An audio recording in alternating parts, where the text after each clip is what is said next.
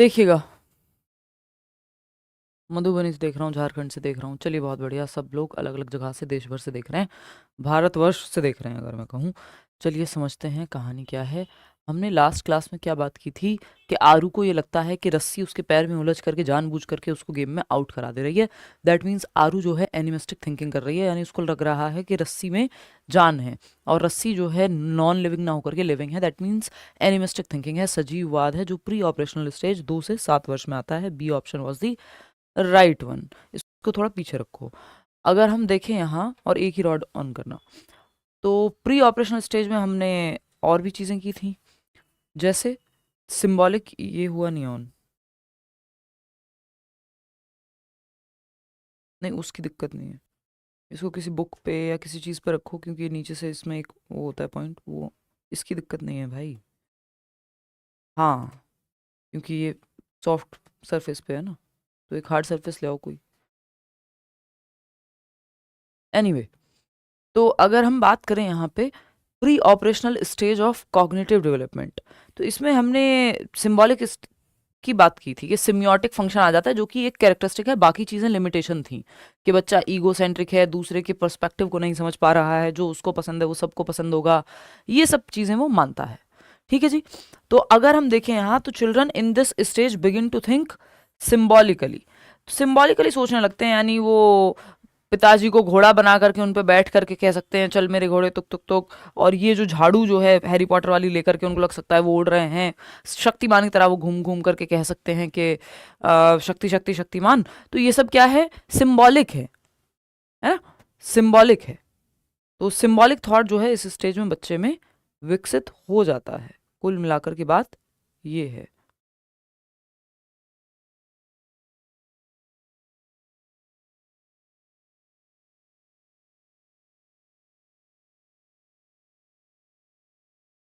हम्म, चलिए खैर, फिर आते हैं, ये एक टेस्ट हुआ यहाँ पे। ये टेस्ट क्या है भाई? प्री ऑपरेशनल स्टेज में, यस, हो जाएगा आराम से जुबैर। तो ये कंजर्वेशन को लेकर के टेस्ट है।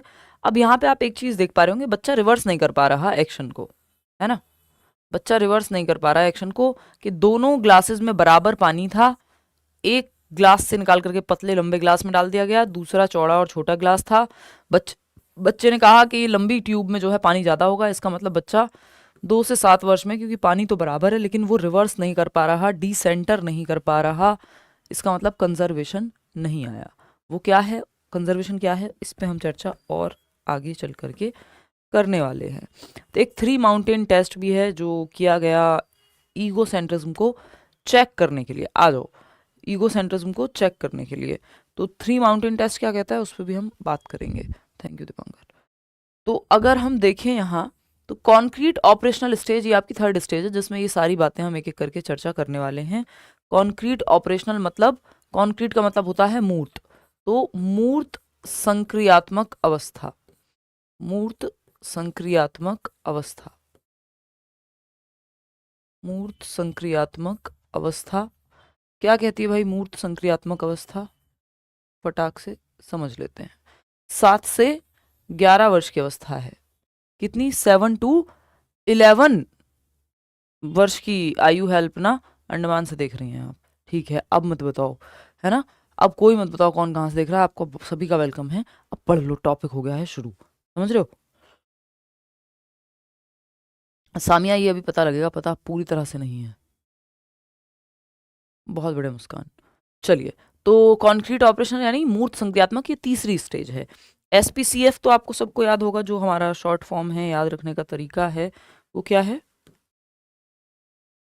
4 स्टेजेस SPCF। सेंसरी मोटर जन्म से 2 वर्ष, कल डिस्कस कर चुके थे। 2 से 7 वर्ष प्री ऑपरेशनल, कल डिस्कस कर चुके थे। अब आता है कॉन्क्रीट और फॉर्मल ऑपरेशनल, जो हम आज बात करेंगे। 7 से 11 वर्ष कॉन्क्रीट ऑपरेशनल, है ना। तो इसमें सबसे पहले क्या आता है, तो लॉजिकल थॉट बिगिंस। इसकी एक बहुत बड़ी विशेषता है, पहले और बाद में तो अलग बात है। ये क्या है? ये बहुत बड़ी विशेषता है इस स्टेज की, कि लॉजिकल थॉट की शुरुआत हो जाती है, यानी तर्कात्मक विचार की शुरुआत हो जाती है। तर्क करने लगता है, तर्क की शुरुआत हो जाती है बच्चे में, लॉजिक की शुरुआत हो जाती है, तर्कात्मक विचार की शुरुआत हो जाती है ना। ये जो तर्क है, रीजनिंग है, लॉजिकल थॉट है, ये भी दो प्रकार से जो है हम देखते हैं, जिसमें से इंडक्टिव लॉजिक बच्चे में आ जाता है, डिडक्टिव अभी नेक्स्ट स्टेज में आएगा। तो आपको एक चीज समझनी है यहाँ पे कि लॉजिक बिगिंस यानी अभी तर्क आना शुरू हो गया है। अब वो इलॉजिकल या ट्रांसडक्टिव थॉट वाली बातें नहीं कहेगा, अब उसके अंदर लॉजिक आ रहा है बच्चे के अंदर, है ना। 7 से 11 वर्ष में कॉन्क्रीट ऑपरेशनल में आपका लॉजिक हो गया है बिगिन, यानी तर्क आने लगा है कॉन्क्रीट ऑपरेशनल स्टेज में। अब ये किस तरह का तर्क है, तो ये इंडक्टिव लॉजिक है, मूर्त संक्रियात्मक, जिन चीजों को वो टच कर सकता है, जिन चीजों को वो फील कर सकता है, उन चीजों के प्रति जो है लॉजिक इस उम्र में आने लगेगा, है ना। दो शब्द होते हैं, एक होता है कॉन्क्रीट यानी मूर्त चीजें, जैसे ये पेन कॉन्क्रीट है, ये बोर्ड कॉन्क्रीट है, ये सामने कैमरा लगा हुआ है कॉन्क्रीट है, किताब आपके सामने रखी होगी, फोन आपके सामने रखा होगा जिसमें आप देख रहे होगे, वो कॉन्क्रीट है, उसको आप टच कर सकते हो, फील कर सकते हो, है ना, छू सकते हो, सामने सामने है आपके, तो ये कॉन्क्रीट चीज है। एब्स्ट्रैक्ट क्या है, एब्स्ट्रैक्ट होता है इसका उल्टा, जिसको हम अमूर्त कहते हैं, जो सामने ना होने पे भी आप विचारों में, इमेजिनेशन में सोच पाओ। तो अभी अमूर्त चीजों के प्रति लॉजिक इस स्टेज में नहीं आया, इस स्टेज का नाम ही है कॉन्क्रीट ऑपरेशनल। तो अभी तो कॉन्क्रीट चीजों के प्रति ही, जिन चीजों को बच्चा देख सकता है, छू सकता है, थिंग्स विच ही और शी कैन टच और सी, उनके बारे में वो तर्क लगाना शुरू कर देगा। जो इमेजिनेशन में है, जिनको सिर्फ महसूस किया जा सकता है ना, कि प्यार हुआ है मम्मी, है ना, तो या व्यक्ति जो है दुनिया से चला गया है, ये चीज़ों को समझने में भी अगर दूर की कहीं बात होगी तो दिक्कत होगी, पास में शायद उसको जल्दी से समझ में आ जाए। तो टच एंड फील, जिन चीज़ों को टच एंड सी कर सकता है, उनके बारे में लॉजिक लगा लेता है। लॉजिक भी दो प्रकार के होते हैं, जिसमें से इंडक्टिव लॉजिक यहाँ आ जाता है। कैसा लॉजिक, इंडक्टिव लॉजिक, जिसको हम इंडक्टिव लॉजिक या इंडक्टिव रीजनिंग भी कहते हैं। ये इंडक्टिव डिडक्टिव दोनों ही रीजनिंग जो है आपके एरिस्टोटल यानी अरस्तू ने दी थी, ठीक है ना। तो आगमनात्मक तर्क, एग्जाम्पल टू रूल जाना, आगमनात्मक तर्क, एग्जाम्पल टू रूल जाना, यानी बच्चा जो है वो उदाहरण से नियम की ओर जा पाएगा, एग्जाम्पल टू रूल, तो उदाहरण से नियम की ओर। कि संज्ञा का आपने पहले उदाहरण दिया कि देखो बच्चों, तुम्हारे बेस्ट फ्रेंड का नाम बताओ, है ना, तुम्हारी फेवरेट सिटी, तुम्हारे फेवरेट फूड का नाम बताओ। अब ये सारे नाम आपने लिख दिए बोर्ड पे, है ना, और फिर बाद में उसको बताया कि ये जितने भी नाम हैं ये संज्ञा हैं, ये नाउन का एग्जाम्पल हैं, कि person place, name of a person place और thing is known as noun. तो डेफिनेशन रूल आपने बाद में बताया, पहले आपने बच्चे को उदाहरण दिया। ये इंडक्टिव लॉजिक है। तो जो चीजें वो देख सकता है, जो नोन है उसके लिए, जो कॉन्क्रीट है, उससे आप अननोन की तरफ जा रहे हैं। समझ रहे हो बात। तो ये है आपका इंडक्टिव लॉजिक जो शुरू हो जाता है यहाँ पे। तो लॉजिक कॉन्क्रीट चीजों के प्रति सबसे पहले इसी स्टेज में 7 से 11 में आ जाता है। एक डिडक्टिव रीजनिंग होती है, डिडक्टिव लॉजिक होता है, वो आएगा इसके अगली स्टेज में। तो उसमें इंडक्टिव डिडक्टिव दोनों हैं। यहाँ सिर्फ इंडक्टिव लॉजिक आया है, नोन टू अननोन जाना, जो चीजें वो देख सकता है, महसूस कर सकता है, उनके प्रति लॉजिक लगाना वो शुरू कर देगा। इतनी बात है। बात सही है कि नहीं है। चलिए, तो लॉजिकल थॉट की शुरुआत हो गई इस स्टेज में। रिवर्सिबल थिंकिंग आ जाती है बच्चे में। प्रतिवर्ती सोच, यानी बच्चा अपनी सोच को पलट के देख सकता है दिमाग में अपने। प्रतिवर्ती चिंतन, प्रतिवर्ती चिंतन, यानी वो थॉट को रिवर्स कर पाएगा अपने विचारों में भी। उसको पता है लिमिटेशन, मतलब जो सीमा है जिसकी वजह से विकास उतना अधिक हो नहीं पाया है, संज्ञान में कहीं ना कहीं रुकावट बन रही है जो चीज़, वो लिमिटेशन होती है। तो प्री ऑपरेशनल स्टेज में ईगो सेंट्रिक होना बच्चे का लिमिटेशन है, क्योंकि उसकी वजह से वो बाकियों का पहलू नहीं देख पा रहा। अगर बाकियों का पर्सपेक्टिव नहीं देख पाएंगे तो हमारे दिमाग का विकास उतना नहीं हो पाएगा। क्रिटिकल थिंकिंग में सारे पहलू देखने आने चाहिए ना, तो क्रिटिकल थिंकिंग आप नहीं कर पाओगे, 2 से 7 वर्ष के बच्चे से नहीं करा पाओगे। तो ये लिमिटेशन हो गई, ये रुकावट हो गई बच्चे के दिमाग के विकास में, क्योंकि वो बाकियों का पर्सपेक्टिव नहीं देख पा रहा, ईगो सेंट्रिक है। एनिमिस्टिक थिंकिंग, यानी वो निर्जीव चीज को भी सजीव समझ रहा है, तो ये भी तो एक लिमिटेशन ही है ना, रुकावट ही है। समझ रहे हो। तो लेकिन सिंबल्स के माध्यम से सीखना वो रुकावट नहीं है। क्लियर है बात। बहुत बढ़िया युनाली। तो अगर हम देखें तो रिवर्सिबल थॉट लेकिन यहां आ जाता है, वहां पे इरिवर्सिबल थिंकिंग है, वो भी प्रॉब्लमेटिक है। क्योंकि अगर बच्चों को ये नहीं समझ में आ रहा कि ये आइस जो है, ये बर्फ पानी बन सकती है और पानी बर्फ बन सकता है, तो ये जो है ये आपके लिए एक प्रॉब्लम हो सकती है। क्लियर है। बहुत बढ़िया। रेशो, प्रपोर्शन, इन सबको वो इसके आगे वाली स्टेज में बेहतर तरीके से समझ पाता है। ठीक है, ट्रांसडक्टिव रीजनिंग कल बताई थी, आप लोग शायद मिस कर दी है, एक व्यक्ति जो भी पूछा, फिर भी मैं बता देती हूँ।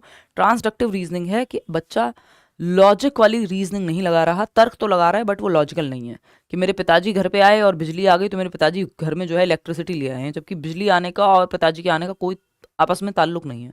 तो दो अनरिलेटेड इवेंट्स को जोड़ करके अपना एक लॉजिक दे देगा जिसमें लॉजिक नहीं है एक्चुअल में देखा जाए तो। रिवर्सिबल थिंकिंग है प्रतिवर्ती चिंतन। अब बच्चा घर से स्कूल जाने का रास्ता और स्कूल से घर जाने का रास्ता, बर्फ पानी बन सकती है और पानी बर्फ बन सकता है, ये चीजें रिवर्स कर लेगा अपने ब्रेन में, है ना।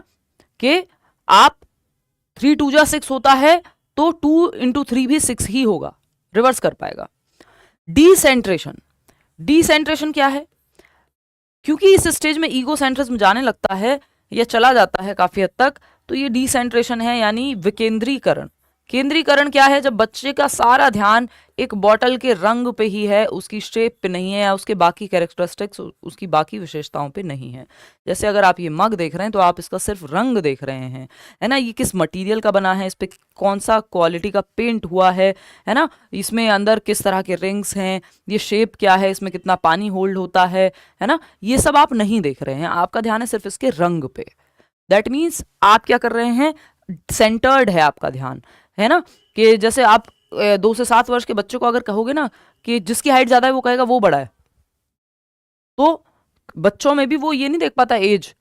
जैसे आपको याद होगा डेट ऑफ बर्थ, बचपन में हमें दिक्कत होती थी कि हमें लगता था अच्छा यार ये 98 बॉर्न है तो ये बड़ा हुआ 97 वाले से, क्योंकि नंबर्स में 97 छोटा है 98 से, जबकि आपको पता है 97 वाला पहले पैदा हुआ होगा, 98 वाला बाद में हुआ है, तो वो छोटा हुआ 98 वाला बंदा। क्यों? क्योंकि रिवर्स नहीं कर पा रहे एक्शन को, डिसेंटर नहीं कर पा रहे हैं, किसी भी चीज के एक ही पहलू पे ध्यान दे रहे हैं कि बस नंबर बड़ा है, ये नहीं देख रहे हैं वो किस कॉन्टेक्स्ट में यूज हो रहा है। सिर्फ रंग पे ध्यान है, शेप नहीं देख रहे हैं, मटीरियल नहीं देख रहे हैं। ठीक है ना, बहुत बड़े निवेदिता। तो अगर हम बात करते, नहीं अभी नहीं निकला है, 15 दिन पहले आएगा एडमिट कार्ड।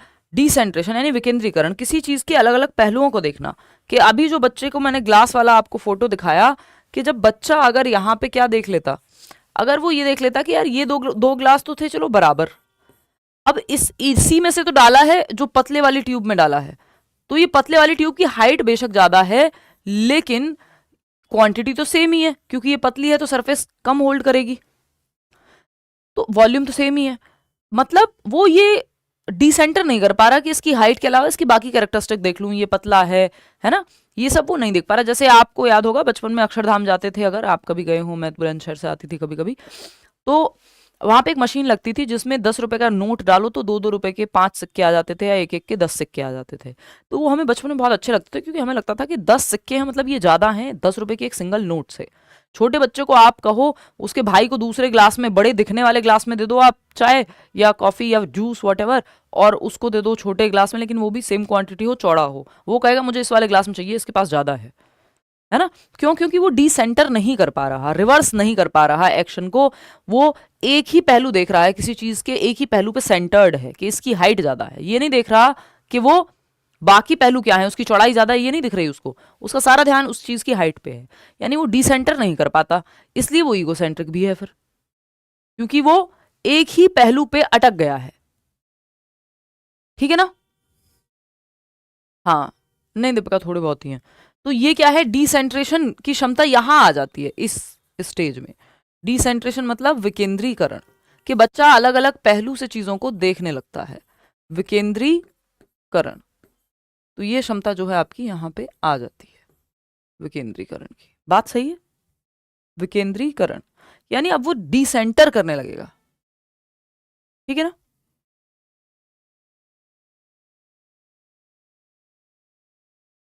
बच्चा डिसेंटर करने पर लगेगा, वो ये भी देखेगा कि भाई इसकी हाइट पतली है, इसकी शेप अलग है, अलग अलग पहलू से, अलग अलग पर्सपेक्टिव से चीज़ों को देखने लगेगा।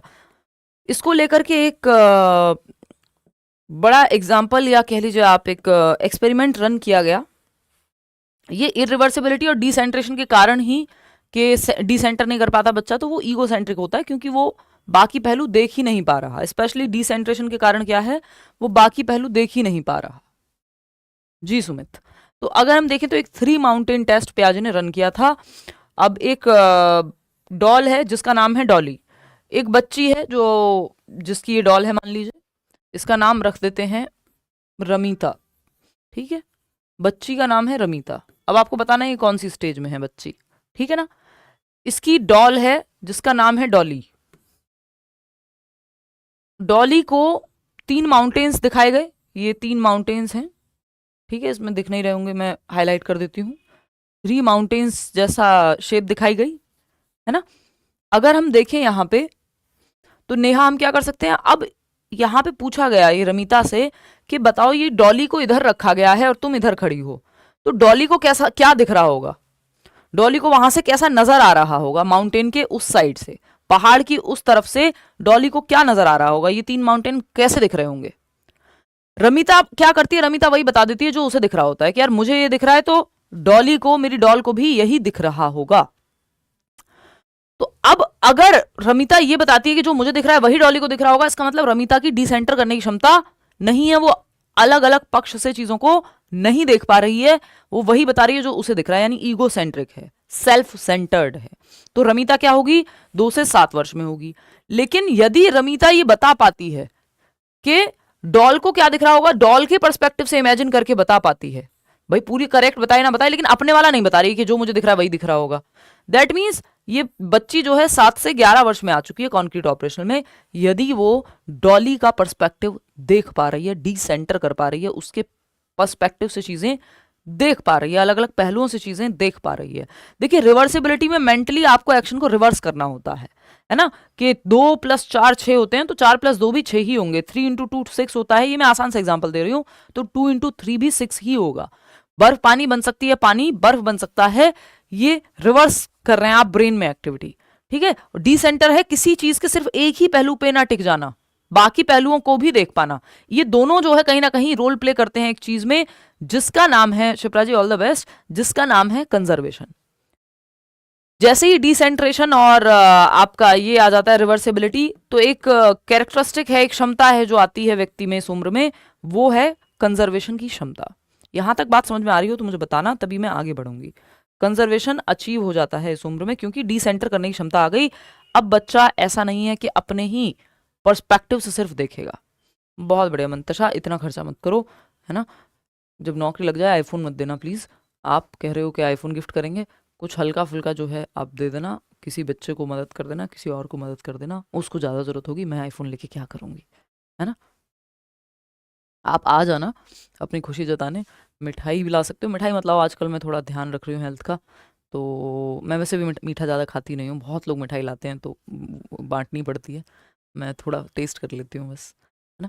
तो आप कुछ हेल्दी लेके आइएगा, ठीक है, तब हम डिसाइड कर लेंगे। आप पहले नौकरी ले लो कि क्या लेके आओगे।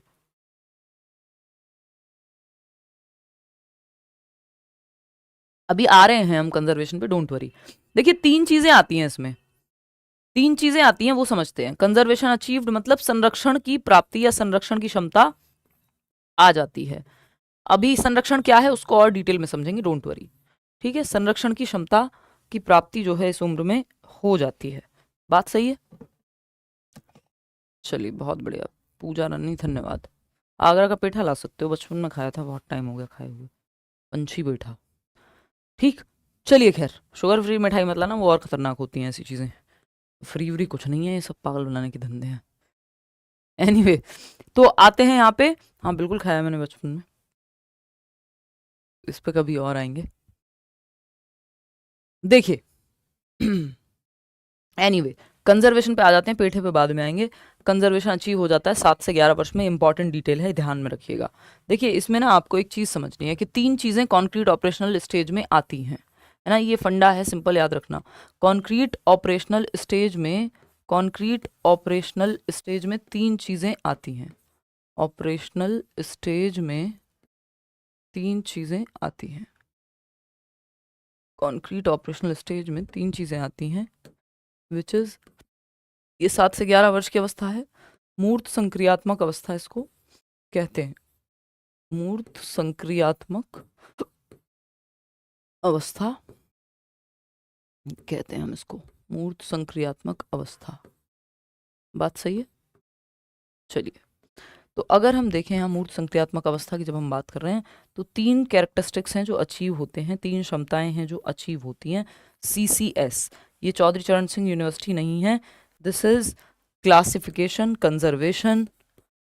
पहले सी का क्या मतलब है? क्लासिफिकेशन यानी वर्गीकरण। क्लासिफिकेशन यानी वर्गीकरण क्या है, इस पे भी चर्चा करेंगे। वर्गीकरण, ठीक है। दूसरा सी क्या है? कंजर्वेशन। मतलब ऐसा नहीं है पहला सी कोई नंबर वाइज याद नहीं रखना है, बट ये 3 चीजें जो याद रखनी चाहिए। कंजर्वेशन को हम कहते हैं संरक्षण। क्या कहते हैं? संरक्षण, ठीक है। फिर है सीरिएशन यानी क्रमीकरण,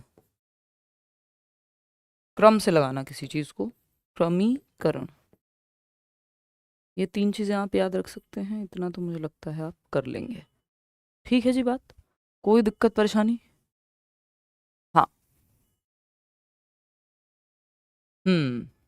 ठीक है आकांक्षा, ले लिया आपका कमेंट, अब खुश रहो। चलो आ जाओ, देखो अगर तो यहाँ पे क्लासिफिकेशन क्या है भाई, आपने ट्रायंगल को ट्रायंगल के साथ लगा दिया, क्लासिफाई कर दिया।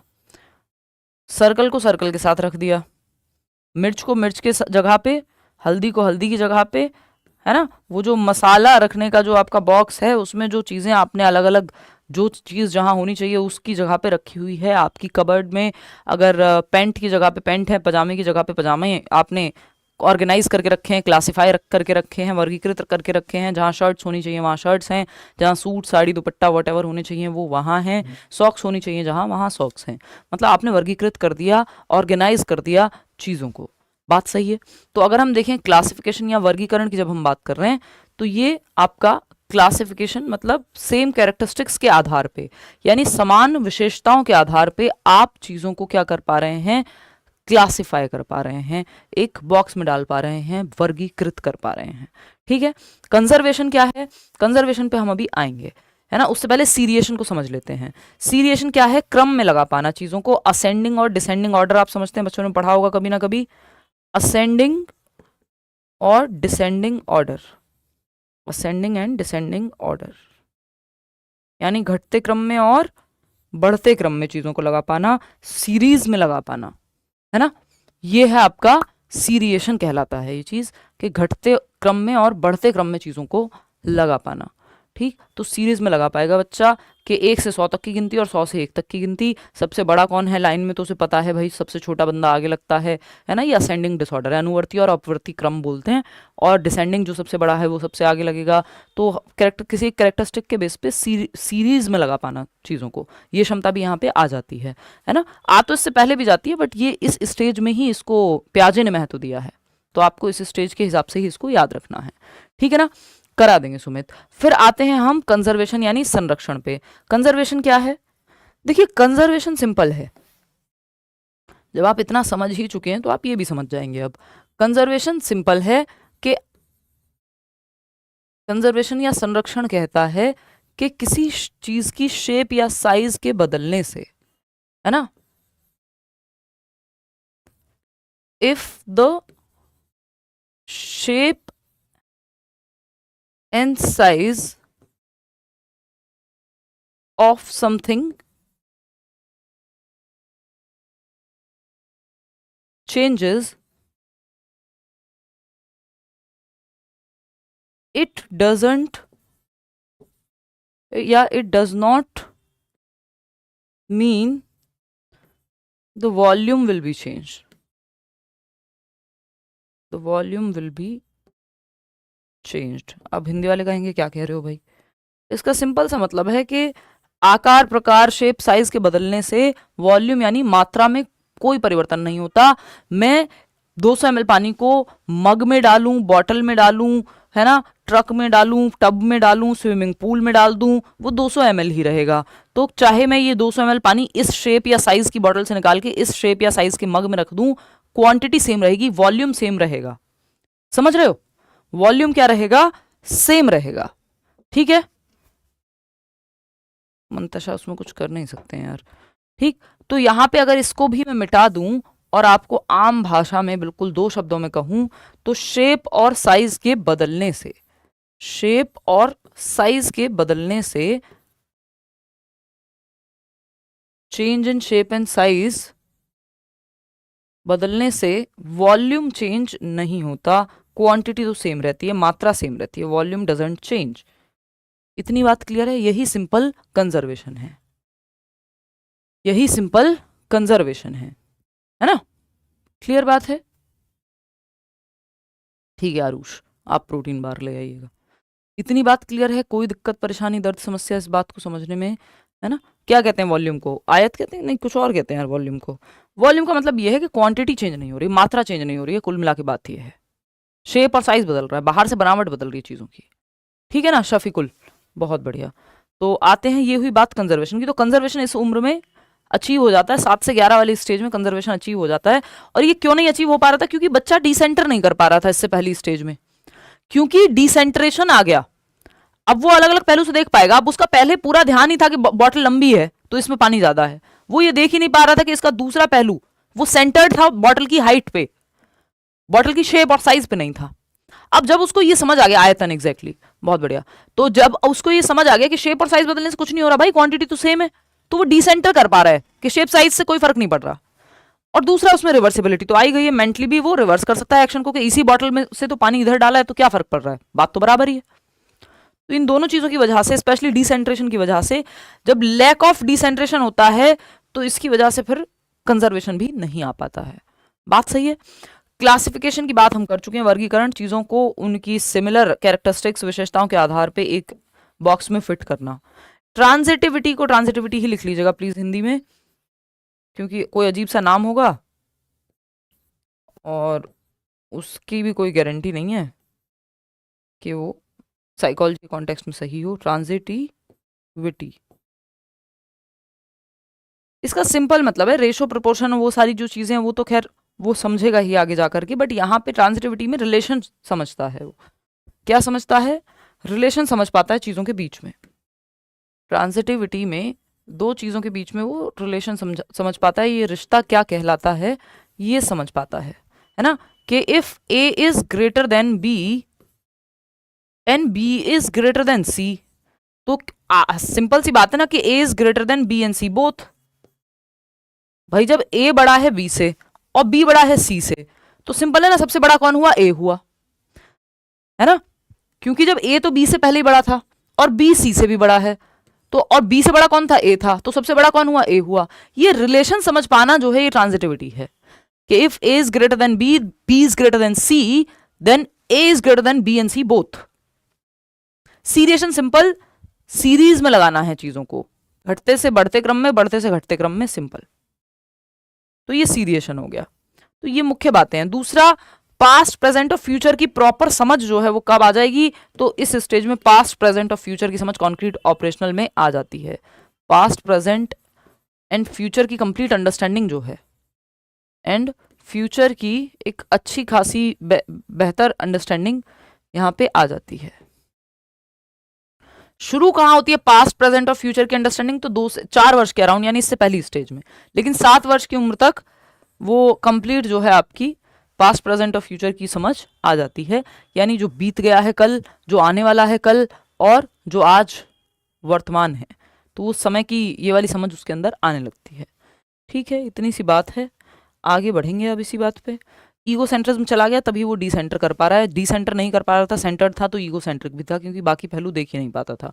कंजर्वेशन या संरक्षण का एक उदाहरण आप ऐसे भी देख सकते हैं कि बच्चे को लगेगा ये 6 लड्डू हैं या बॉल्स हैं, इनको ऐसी शेप में ऑर्गेनाइज कर दिया बजाय कि ऐसे, तो हो सकता है वो कहे बी में जो है ज्यादा बॉल्स हैं या बी के लड्डू ज्यादा हैं, है ना, क्योंकि इनको फैला के रख दिया गया है।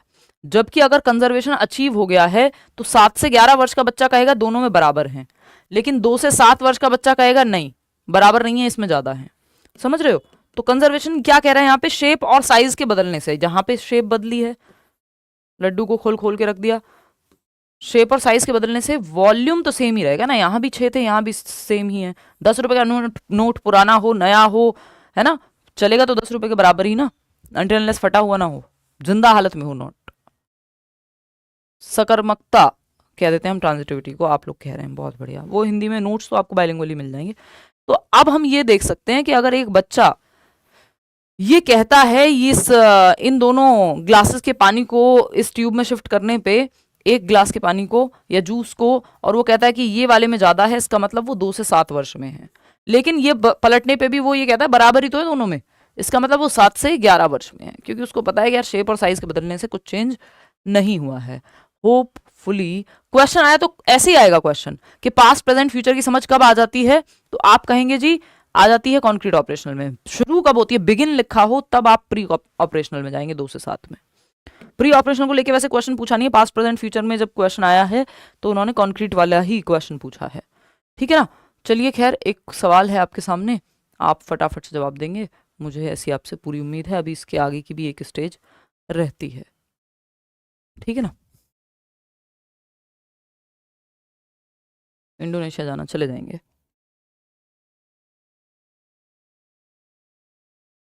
अभी जापान जाएंगे, पहले जाना था जापान, पहुंच गए चीन।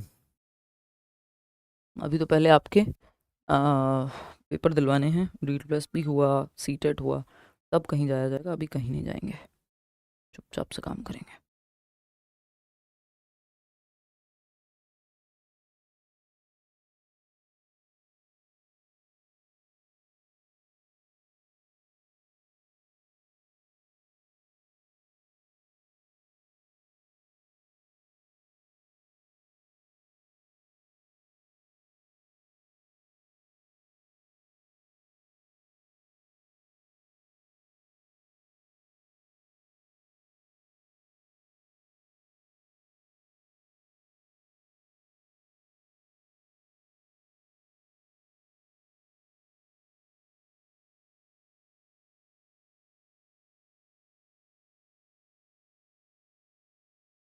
बी कह रहे हैं कई सारे लोग, चलिए देखते हैं।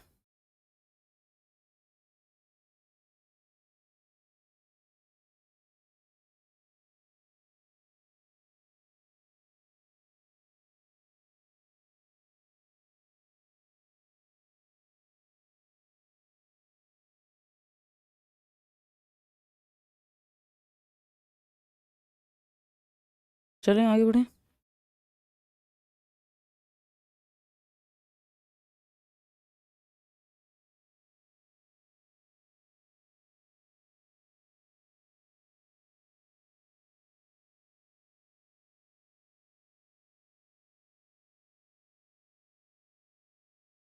देखिएगा, एज पर Jean Piaget's theory of cognitive development, यानी पियाजे की संज्ञानात्मक विकास की थियरी के मुताबिक, which of the following ability distinguishes concrete operational thinking from pre operational. Concrete operational से प्री ऑपरेशनल थिंकिंग को डिस्टिंग्विश करने वाली या अंतर करने वाली सोच कौन सी है, किस एक कैरेक्टरिस्टिक के आधार पे आप समझ पाएंगे कि बच्चा जो है वो कॉन्क्रीट ऑपरेशनल में है कि प्री ऑपरेशनल में है। तो हाइपोथेटिकल रीजनिंग तो अभी आपने पढ़ी नहीं है, ये तो 11+ ईयर्स में आएगी, तो इसका तो कोई लेना देना नहीं। ऑब्जेक्ट परमानेंस जन्म से 2 वर्ष में आ जाती है, इसका भी प्री ऑपरेशनल और कॉन्क्रीट ऑपरेशनल से कोई लेना देना नहीं। कोऑर्डिनेशन ऑफ सेंसेस, ये भी आपका छोटी उम्र में ही आ जाएगा। एक ही चीज बचती है, डिसेंट्रेशन, है ना, डिसेंट्रेशन। और ये वैसे भी मोटर डेवलपमेंट पे बेस्ड ज़्यादा है ना। विकेंद्रीकरण, डिसेंटर करना, अलग अलग पहलू से चीज़ों को देख पाना, है ना, कि सिर्फ किसी बॉटल की हाइट पे ही नहीं, उसकी शेप और साइज को भी समझ पाना। तो ये डिसेंटर करने की जो क्षमता है, ये एक सोच को अलग करती है कि बच्चा प्री ऑपरेशनल में है कि कॉन्क्रीट ऑपरेशनल में है। ठीक है ना, क्योंकि डिसेंट्रेशन में कई बार ऐसा हो सकता है कि रिवर्सिबिलिटी का भी इस्तेमाल करना पड़े। अब आती है नेक्स्ट और last stage, formal operational stage, 11 years and above, जिसको हम कहते हैं औपचारिक संक्रियात्मक अवस्था। औपचारिक औपचारिक संक्रियात्मक अवस्था, यानी यहाँ प्रॉपर रेशो प्रोपोर्शन, जो भी हाईएस्ट कॉन्सेप्ट्स हैं दिमाग के लेवल, वो सब आ जाते हैं। औपचारिक संक्रियात्मक अवस्था, औपचारिक संक्रियात्मक अवस्था।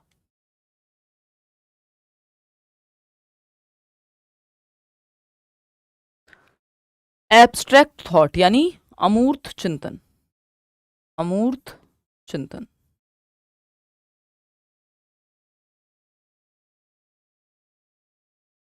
अमूर्त चिंतन क्या है भाई? अमूर्त चिंतन जो चीज सामने नहीं भी है उस पर भी सोच पाना, हाइपोथेसाइज कर पाना, परिकल्पना कर पाना, अगर किसी ने हाइपोथेसाइज नहीं किया होता तो ये पेन आपके सामने नहीं होता, ये स्मार्ट बोर्ड आपके सामने नहीं होता, अगर सब जो चीजें हैं उन्हीं पे सोच रहे होते तो।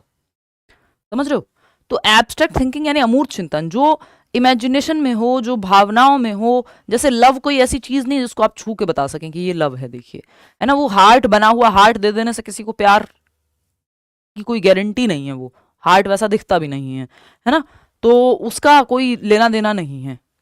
अमूर्त चिंतन मतलब ये नहीं है कि जो सामने प्रेजेंट है वही उसी पे आप सोच पाए, है ना। तो बड़े बड़े इकोनॉमिस्ट, साइंटिस्ट जो स्पेस में परिकल्पना कर रहे हैं कि हम अपना ये मिशन लॉन्च करेंगे, तो पहले से थोड़ी वो कुछ उनके सामने है, वो उस चीज पे चिंतन कर रहे हैं जो सामने भी नहीं है, जो इमेजिनेशन में है, जो डिफिकल्ट है ना। वो अमूर्त चिंतन कर पाते हैं। तो एब्स्ट्रैक्ट थॉट की जब हम बात कर रहे हैं तो अमूर्त चिंतन क्या है? अमूर्त चिंतन है जो सामने नहीं है उस पर भी सोच पाना, है ना। बच्चा बिना कहे ये समझ पा रहा है कि घर में क्या है सिचुएशन, कि उसको जल्दी काम करना पड़ेगा या उसको मेहनत करने की ज़रूरत है, या उसके पिताजी और माताजी जो है कितना उसके लिए जो है स्ट्रगल करते हैं, या और बहुत सारी चीज़ें ऐसी जो सामने शायद डायरेक्टली ना कही जा रही हों बट बच्चा समझ पाएगा। ये तो एक उदाहरण हुआ, बट सिंपल मतलब ये है कि जो चीज़ सामने नहीं है उस पर भी सोच पाना, जो भावनाओं में, फीलिंग्स में है, इमेजिनेशन में है, उस पर भी सोच पाना। हाइपोथेटिको डिडक्टिव रीजनिंग यानी परिकल्पनात्मक निगमनात्मक। अब यहाँ पे डिडक्टिव रीजनिंग भी आ गई। जैसे उसमें लॉजिक बिगिन हुआ था, तर्क आना शुरू हुआ था, किसके प्रति? इंडक्टिव चीजों के प्रति, आगमनात्मक चिंतन के प्रति। ये है निगमनात्मक, यानी हाइपो डिडक्टिव लॉजिक भी इसमें आ चुका है, थोड़ा हायर लेवल ऑफ लॉजिक है। तो परिकल्पनात्मक, परिकल्पनात्मक, परिकल्पनात्मक निगमनात्मक चिंतन, परिकल्पनात्मक निगमनात्मक चिंतन।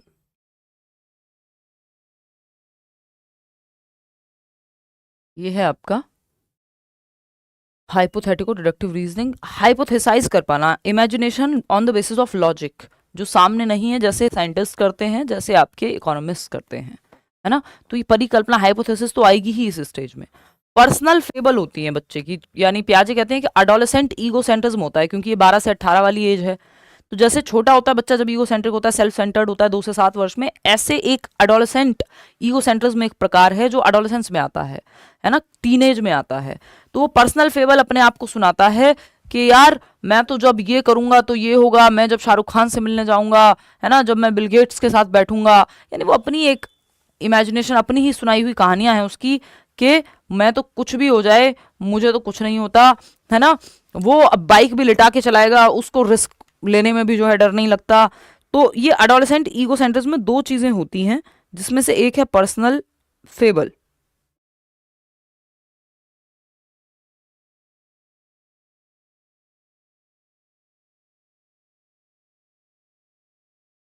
चले,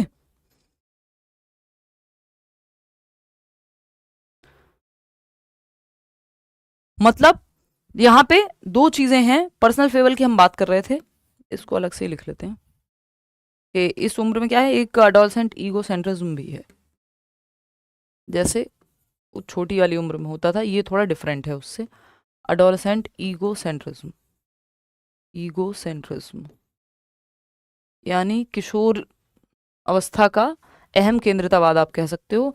इसमें 2 चीजें होती हैं, एक होता है पर्सनल फेबल, यानी बच्चा खुद को ही क्या सुना रहा है, कहानियां सुना के रखी हुई हैं उसने कि मुझे कुछ नहीं होता, ना मुझे दाएं से ना बाएं से, ना हाथी से ना घोड़े से, मैं तो अजर अमर टाइप का व्यक्ति हूँ, मैं बाइक लिटा के भी चलाऊं तो भी मुझे कुछ नहीं होगा, है ना, मैं तो यूनिक हूँ, मौत आती होगी दुनिया को आती होगी, मुझे थोड़ी आती है, भाई तो ऐसे ही करेगा, है ना, है ना। तो ये इमेजिनरी ऑडियंस दूसरा है इसमें। इमेजिनरी ऑडियंस, काल्पनिक श्रोता या दृश्यकर्ता, जो भी आप कहना चाहें। यानी दूसरा केस उसको ये लग रहा है कि एक इमेजिनरी ऑडियंस है, एक कल्पनात्मक ऑडियंस है इमेजिनेशन में, जो हर टाइम मुझे देख रही है। यानी सबका ध्यान, सारी दुनिया का ध्यान मेरे ऊपर ही है, लोग मुझे देखते हैं, मैं जहां भी जाता हूँ। मैं पार्टी में गया हूँ और गलती से मेरी ड्रेस पे एक डॉट भी लग गया है, तो सब अगर कोई बात भी कर रही हैं आपस में 2 आंटियां, तो शायद मेरे ही बारे में बात कर रही हैं। तो उसको लगता है एक ऑडियंस है जिसका सारा ध्यान, लोग हैं जो उसे ही देख रहे हैं, वो कैमरा में सेंटर में है, मूवी का हीरो है वो अपनी, ठीक है ना। ऐसे पर्सनल फेबल में होता है, उसको लगता है वो उसको कुछ नहीं हो सकता, यूनिक है, इनवल्नरेबल है ना, उसको थोड़ी चोट लगेगी, बाकी लोगों का होता होगा एक्सीडेंट, मौत आती होगी, बाकी लोगों को आती होगी, है ना। वो तो जब देखना क्या करेगा। तो वो अपनी पर्सनल फेबल में रहता है, अपनी ही कल्पित कहानियों में रहता है, और इमेजिनरी ऑडियंस मतलब उसको लगता है सबका ध्यान उसकी तरफ है, तो इसलिए कई बार वो कॉन्शियस भी होता है, जरा से पिंपल आ जाए तो परेशान हो जाता है। ठीक है ना।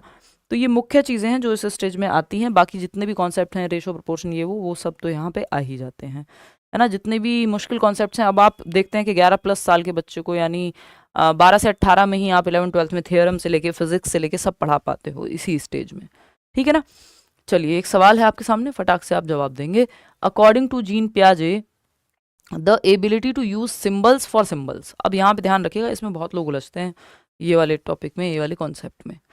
Ability to use symbols for symbols, symbols को सिम्बल्स की जगह पे यूज कर पाने की क्षमता पियाजे के अकॉर्डिंग कौन सी स्टेज में आती है?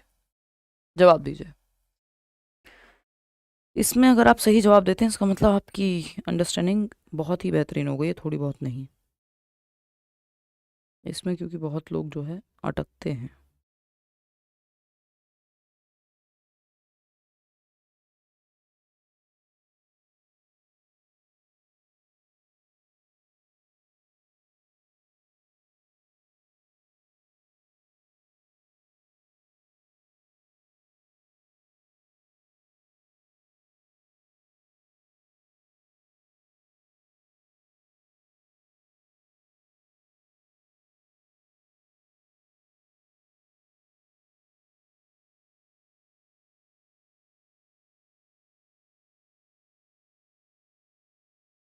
चलिए मित्र,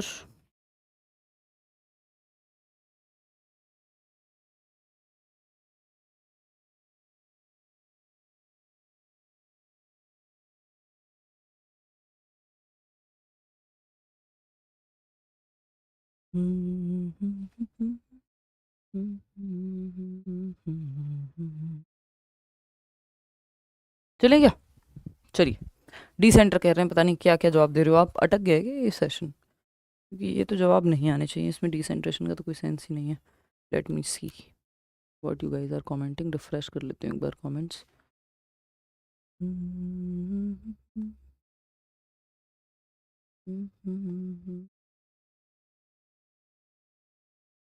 एनीवे, आपके कमेंट्स दिख नहीं रहे मुझे, बट इट्स ओके, आ जाओ।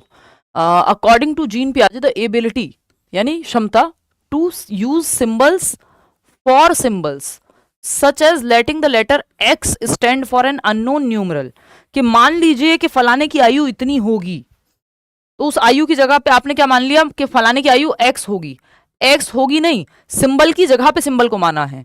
आयु तो 24 होगी, 26 होगी, 48 होगी, कुछ तो होगी, नंबर होगा, वो एक न्यूमरल होगा जो कि अपने आप में एक सिंबल है।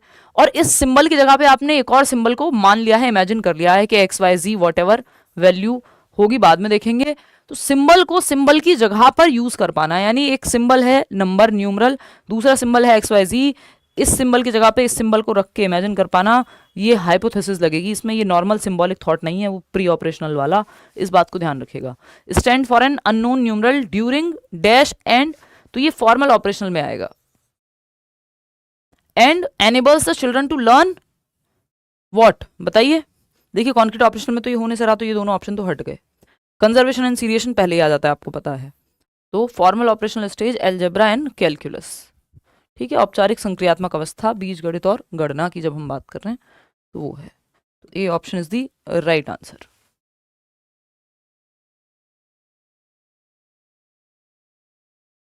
तो ये कहानी आपके यहाँ खत्म हो जाती है इस थियोरी की। अब आपके कमेंट्स तो यहाँ दिख नहीं रहे हैं, तो ये थियोरी होती है खत्म। अब हम वाइगॉट्स की पढ़ेंगे कल शाम को अपन पढ़ेंगे क्या, वाइगॉट्स की थियोरी। तो पियाजे का ना क्रिटिसिज्म यानी आलोचना होती है कुछ चीज़ों पे, जिसमें से एक मुख्य बात जो है, जो आपके लिए जाननी ज़रूरी है। देखिए आलोचना हर व्यक्ति की हुई है, आप कितने भी बेहतरीन महान व्यक्ति बन जाइए, फिर भी कुछ ना कुछ निकल जाएगा, और हो सकता है समय के साथ सोच भी अपडेट होती है लोगों की। तो लोगों ने कहा कि पियाजे ने ना प्री ऑपरेशनल स्टेज के बच्चे की जो क्षमताएं हैं, जैसे 2 से 7 वर्ष के जो बच्चे हैं, उनकी क्षमताओं को कम आंका है। कई बार सीरिएशन उनमें पहले आ जाता है, वो कह रहे हैं 7 से 11 में आएगा। तो ये क्रिटिसिज्म है कि जरूरी नहीं जो उन्होंने कहा इस उम्र में आएगा, उससे पहले भी कई चीज़ें बच्चों में आ जाती हैं। तो ये एक क्रिटिसिज्म है जो पियाजे के साथ चलता है, बस सिंपल सी यही बात है। आज की क्लास यहीं समाप्त करते हैं, छोटा सा सेशन था बट इतनी ही बातें थी इसमें जानने के लिए, हमें ये थियरी कंप्लीट करनी थी, 2 स्टेजेस हमारी बची हुई थी, है ना। चलिए thank you so much, tata bye bye. Comments तो मैं आपके देख नहीं पा रही हूँ इसलिए रुक नहीं रही हूँ, नहीं तो लास्ट में डाउट ले लेती, पता नहीं कुछ टेक्निकल ग्लिच है, कमेंट नहीं चल पा रहे हैं। तो ये कहानी, ये थियरी कंप्लीट होती है, कल वाइगॉट्स की पढ़ेंगे। Take care. 7:30